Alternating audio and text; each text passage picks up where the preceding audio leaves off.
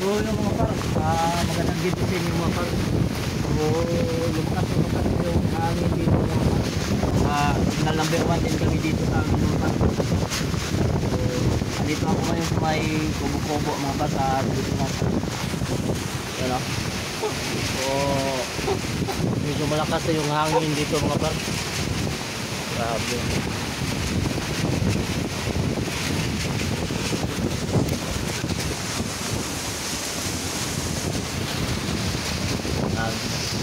Grabe lakas ng mga par. So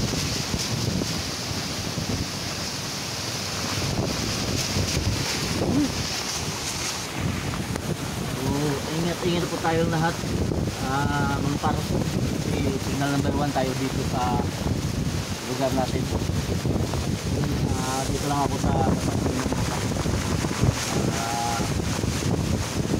lakas na yung hangin sa kanyang ulan.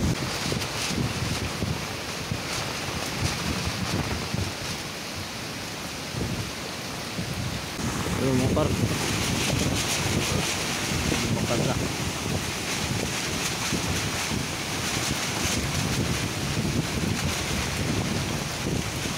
grabe na yun na bukas na lungkas na talaga. So kuha naman yung nag-post naman yung taga-barangay na yung kailangan lumikat kasi malapit na kami talaga dito mga par. Tapos yung payong ko pa nawala pa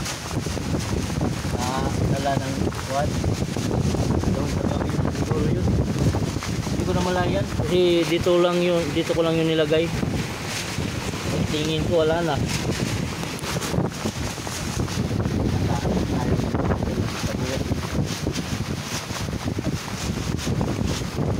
Pag ganitong kuwan talaga mga pare, December kuwan, may mga bagyo talagang pumapasok kahit kabungan ganitong buwan mga pare. Pero yung pagdating ng June, July yun yung bagat naman yung ang linaw dito sa amin.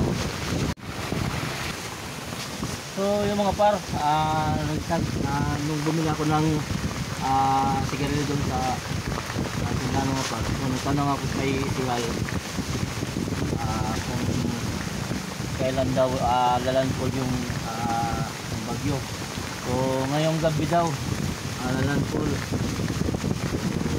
Sana walang mapituhan dito sa amin mga par. So bukas daw sabi siya lilinaw na daw to, lilinaw na. Sana mawala itong bagyo mga par. So yun lang mga par.